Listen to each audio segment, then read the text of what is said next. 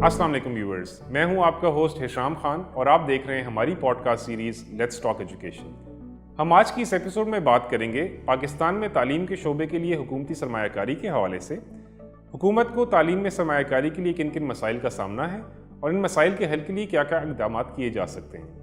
اسی سلسلے میں ہمارے ساتھ آج موجود ہیں عاصم بشیر خان صاحب، جو پبلک فائنانس ایکسپرٹ ہیں اور اکانومسٹ بھی ہیں۔ السلام علیکم عاصم صاحب، welcome to let's talk education. Sir کیسے ہیں آپ؟ وعلیکم السلام جی، تھینک یو سو مچ ہشام صاحب for inviting me. You welcome sir. اچھا سر، گفتگو ہم آج کی اس جو ہماری پوڈ کاسٹ ہے، بیسک تو ہماری گفتگو ہو رہی ہے ایجوکیشن پہ، لیکن ایجوکیشن کے ساتھ جو مختلف اور بھی عنوان یا ٹاپکس آپ کہہ لیں یا ریلیٹڈ جو چیزیں ہیں ان پہ گفتگو ہم ہر اپنی اس ایپیسوڈ میں کرتے ہیں۔ ہم آج کی ایپیسوڈ میں بات کرنا چاہ رہے ہیں جو ایجوکیشن فائنینسنگ ہے یا حکومت کی طرف سے جو سرمایہ داری ہے تعلیم کے اوپر، اس کے اوپر بات کرنا چاہ رہے ہیں۔ اب جو جی ڈی پی کی ایلوکیشن سے ہم سٹارٹ کر لیتے ہیں کہ اس کا کیا تناسب جو ہے وہ ہم ایجوکیشن کے لیے اس وقت وقف کر رہے ہیں۔ کیا یہ تناسب بڑھتا جا رہا ہے دھیرے دھیرے یا اس میں کوئی کمی پیش آ رہی ہے، اور آپ فیوچر کو کیسا دیکھتے ہیں کہ یہ جو پیٹرن ہے، یہ جو ٹرینڈ ہے ہمارا ایجوکیشن فائنینسنگ کا، اس میں آپ فیوچر کو کس طریقے سے دیکھتے ہیں؟ اور سب سے اہم بات اس کے ساتھ یہ کہ جو یونیسکو کی طرف سے اور جو انشین ڈکلیریشن ہے 2015 کی، جس کے پاکستان سگنیٹری بھی ہے، تو کیا جو اس وقت ہم سرمایہ کاری کر رہے ہیں ایجوکیشن میں یا جتنا جو ہے ہم ایلوکیشن کر رہے ہیں، کیا وہ معیار کے مطابق ہے بھی یا نہیں؟ جی شکریہ ہشام صاحب، آپ نے تعلیم میں سرکاری سرمایہ کاری کے حوالے سے کوشچن کیا تو، اور خاص طور پر یونیسکو کی جو سفارشات ہیں اس کا ذکر کیا، اور پھر انشون ڈکلیریشن کا۔ تو یونیسکو کا تو ایک بہت ہی اسٹینڈرڈ ہے 4% آف جی ڈی پی۔ اس یونیسکو یہ تجویز کرتا ہے اپنے ممبر ممالک کو اور تمام ممالک کو کہ وہ تعلیم پر کم سے کم، اچھا یونیسکو کی یہ سفارش جو ہے اس میں یہ بڑا واضح طور پر مینشن ہے کہ یہ کم سے کم خرچہ، آپ اس سے اوپر جا سکتے ہیں۔ جو انشون ڈکلیریشن ہے 2015 کا، پاکستان اور دنیا کے کوئی 140 ممالک اس کے سگنیٹری ہیں، انہوں نے اس پر دستخط کیے ہیں اور اس کو ایجنڈا بنایا ہے دنیا میں تعلیمی اصلاحات کا مستقبل میں۔ اس میں بہت واضح طور پر اس میں ایک ہائر سائڈ پر پرسکرائب کیا گیا ہے اباؤٹ 6%۔ دو چیزیں کہی گئی ہیں، یا تو 6% جی ڈی پی کا، آپ کی جو مجموعی قومی پیداوار ہے، یا پھر اس میں کہا گیا ہے کہ 25% آپ کے جو بھی حکومت ہے اس کے ٹوٹل ایکسپینڈیچرز کا، یا اسے آسان زبان میں آپ یہ اس طرح سے سمجھ لیں، جو آپ کی حکومت کا بجٹ ہے کسی بھی لیول آف گورنمنٹ کا، صوبائی ہو وفاقی ہو، اس ٹوٹل بجٹ کا 20 سے 25%، اور 25% یعنی 1/4 کو پرسکرائب کیا گیا ہے۔ اور پاکستان جیسے کنٹریز، انہوں نے E9 کنٹریز کے حوالے سے ریفر کیا ہے کہ E9 کنٹریز کا ایک ایمرجنسی پروگرام ہے تعلیم کے حوالے سے۔ اس میں یہ بتایا گیا کہ یہ جو 9 ممالک ہیں اس میں انڈیا بھی ہے، پاکستان بھی ہے، بنگلہ دیش بھی، افغانستان بھی ہے۔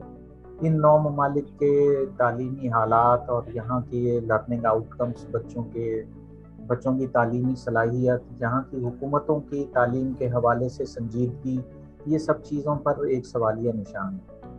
اور یہ جو 9 ممالک کلاسیفائی کیے گئے، انہوں نے کہا کہ یہ کافی پیچھے رہ گئے ہیں باقی دنیا سے، تو دیگر ملکوں پر بھی اس میں زور دیا گیا کہ ان 9 ممالک میں ایجوکیشن پروگرامز میں وہ فنڈنگ کریں، ایجوکیشن پروگرامز رن کریں، گرانٹس پرووائڈ کریں۔ تو پاکستان میں اس سلسلے میں پھر آپ کا جو سوال اس سے لنک تھا کہ پاکستان میں جو سرمایہ کاری ہے اس کا تناسب کیا ہے اور اس کا وقت کے ساتھ ساتھ ٹرینڈ کیا ہے، جو آپ جہاں سے آپ کا سوال شروع ہوا تھا۔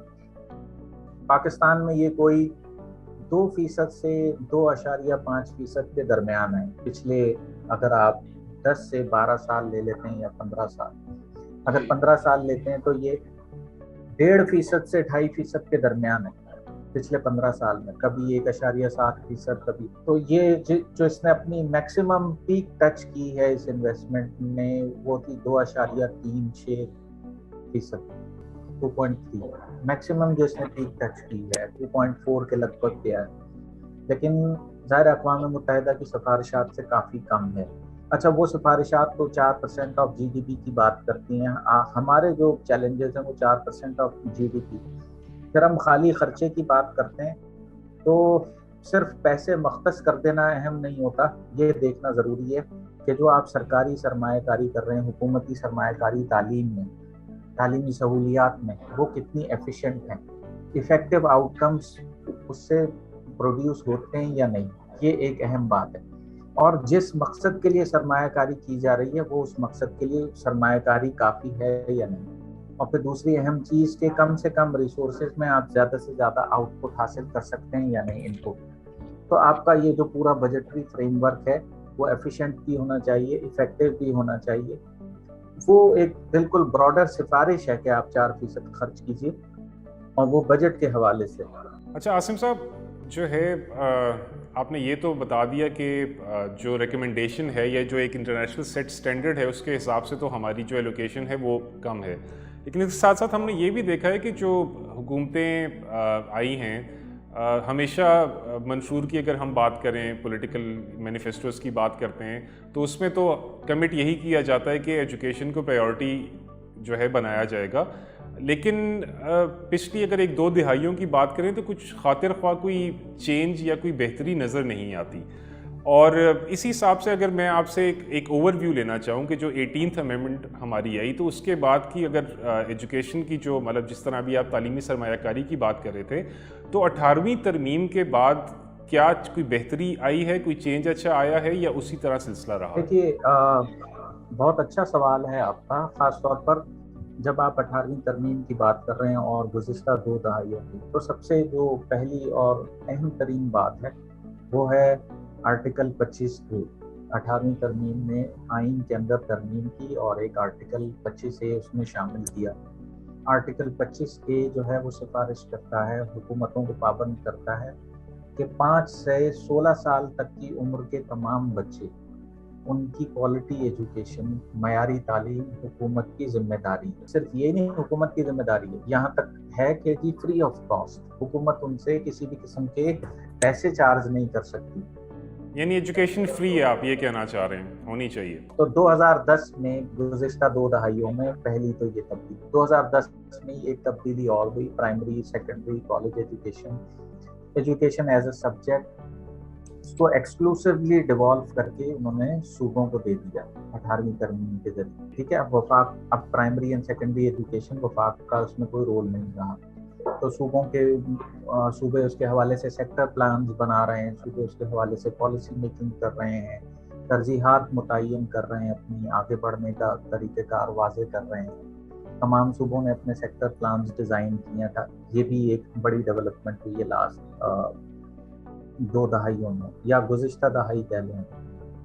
اب ایک اور جو اگر آپ پبلک سرمایہ کاری کے تناظر میں بجٹس کے حوالے سے بات کرتے ہیں, اس میں ایک بڑی خاص بات ہے جو کہ قابل غور ہے.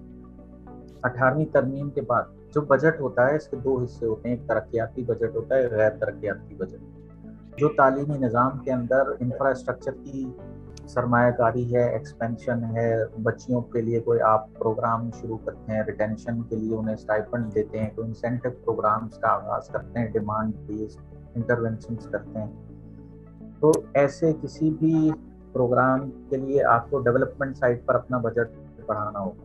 اگر آپ 18ویں ترمیم سے پہلے ترقیاتی بجٹ کی شرح دیکھیں کل بجٹ کا, وہ تقریباً وہی 4-5 سے لے کر 10% کے درمیان. اور 18ویں ترمیم کے بعد اب 10 سال گزر گئے ہیں, ترقیاتی بجٹ کی شرح وہی ہے, ایبسولوٹ نمبر میں بڑھا ہوگا. جو بجٹ اصل میں 18ویں ترمیم کے بعد بہت تیزی سے اسٹیپ رائز ہوئے ہیں, یہ جو ڈیولپمنٹ بجٹنگ یہ ایسے بڑھ رہے ہیں, لینئرلی سلو بڑھ رہے ہیں, اور وہ نان ڈیولپمنٹ بجٹ ایسے جا رہا ہے اوپر. ٹھیک ہے, اس کا مطلب یہ کہ نان ڈیولپمنٹ بجٹ جو ہے وہ اس میں آپ وہ کریٹ کر رہے ہیں, اساتذہ کو مزید ہائرنگ کر رہے ہیں, یا کوئی غیر ترقیاتی بجٹ جو ہے آپ کا سیلری یا ادر دین سیلری غیر ترقیاتی بجٹ, وہ آپ کا جس تناسب سے بڑھ رہا ہے, ترقیاتی بجٹ اس کے مقابلے میں جس تناسب سے بڑھ رہا ہے وہ ایک نامناسب تناسب ہے پاکستان کے جو چیلنجز ہیں تعلیمی میدانوں میں اس کے حوالے سے. آپ کو معلوم ہوگا کہ پاکستان جو ہے it was second largest population of out of school children in the world, जी बिल्कुल। just after Nigeria.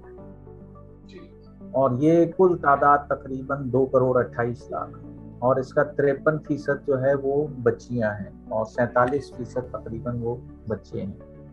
तो एक बहुत बड़ा चैलेंज है।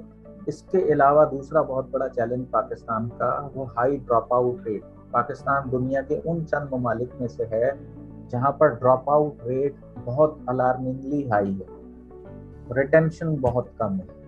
ख़ास तौर पर अच्छा इसमें भी दो बातें हैं। इनरोलमेंट का जो रेशो है, अगर उसका हम जेंडर बेस्ड तनासुब देखते हैं बच्चियों और बच्चों के दरमियान, तो बच्चियों की इनरोलमेंट पाकिस्तान में कम है। ये जो है वो अच्छी बात नहीं है। अच्छा, इसी तरह जब हम रिटेंशन के ट्रेंड्स को देखते हैं या दूसरे लफ्जों में हम कहें ड्रॉप आउट का ट्रेंड देखते हैं, तो जो बच्चियों का ड्रॉप आउट रेट है वो बच्चों के मुकाबले में कहीं ज़्यादा है। तो पाकिस्तान के जो चैलेंजेस हैं वो बहुत ही मल्टीपल किस्म के चैलेंजेस हैं। आपको मैं एक छोटी सी बात बताता हूँ। पाकिस्तान में जो प्राइमरी, सेकेंडरी और कॉलेज, इन 3 लेवल्स के असातिज़ा कराम, अगर आप उन चारों सूबों के, वफाक के, गिलगित बल्तिस्तान, आज़ाद जम्मू कश्मीर, इन सब के असातिज़ा को जमा कर लें तो ये तकरीबन 8,55,000 बनते हैं, तकरीबन रफली।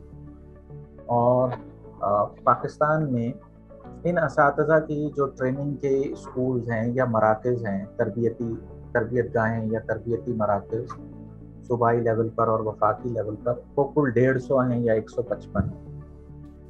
आप इससे अंदाज़ा लगाइए कि इतनी बड़ी आपकी वर्क फोर्स है, असातिज़ा हैं, इतना बड़ा स्कूल्स का नेटवर्क है, उसके अंदर असातिज़ा को आपको रिगरस ट्रेनिंग से गुजारना है, ठीक है, ताकि असातिज़ा जो तालीम जो इम्पार्ट करेंगे तालीम, वो बेसिकली स्टूडेंट्स के लर्निंग आउटकम्स में किरदार अदा करें। स्टूडेंट का लर्निंग आउटकम तो जब भी इम्प्रूव होगा ना, जब असातिज़ा वेल ट्रेंड होंगे, जब बहुत। तो ये पाकिस्तान के चैलेंजेस कहीं ज़्यादा हैं, और जब पाकिस्तान की सरमायाकारी है तालीम के अंदर वो कहीं कम है। तो जब हम सरमायाकारी की ओवरऑल बात कर रहे हैं, पाकिस्तान का 18वीं तरमीम के बाद सिनेरियो की बात कर रहे हैं, सरमायाकारी से हमारी जनरल मुराद सिर्फ पैसों का बढ़ा देना नहीं है कि आपने पहले 2 रुपए लगाते थे अब 4 रुपए लगा दें, आप 4 लगाते थे अब 8 रुपए कर दें, इसे डबल कर दें। ये इससे हरगिज़ मुराद, इससे मुराद ये है पैसे जो है उसकी इन्वेस्टमेंट शफाफियत के साथ हो, उसकी इन्वेस्टमेंट में ज़्यादा एफिशिएंसी हो, ज़्यादा इफेक्टिवनेस हो, और वो जो आपके डिज़ायर्ड चैलेंजेस इंतहाई संगीन है और गैर मामूली। तो जो पैसा आप इन्वेस्ट करते हैं वो आपके चैलेंजेस से निपटने के लिए काफ़ी हो, यानी एडिक्वेसी भी होनी चाहिए इन्वेस्टमेंट। अच्छा, आपकी मैं आसिम साहब बात रिपीट करना चाहूँगा कि एक चैलेंज ये कि पाकिस्तान में 2,28,00,000 बच्चे स्कूलों से बाहर हैं। उसके बाद उस पर चेरी ऑन टॉप कह लें कि जो बच्चे स्कूल जा रहे हैं फिर उनका रिटेंशन एक और चैलेंज है, क्योंकि उनको हम रिटेन नहीं कर पा रहे, ड्रॉप आउट्स बहुत तेज़ी से बढ़ते जा रहे हैं। अच्छा, और करंट जो हमारी सिचुएशन चल रही है इस वक्त कोविड-19 की, तो हम तकरीबन 18वां महीना है, वबा मुल्क के अंदर है, और विदाउट एनी डाउट इसने एक वो जो है माशी जो है एक फॉल बैक की तरफ हमें लेके गया। मतलब जो है हुकूमत को भी हिट हुई, अवाम भी जो है उसमें जो है उनको इकोनॉमिक जो है एक मेल्टडाउन का सामना करना पड़ा।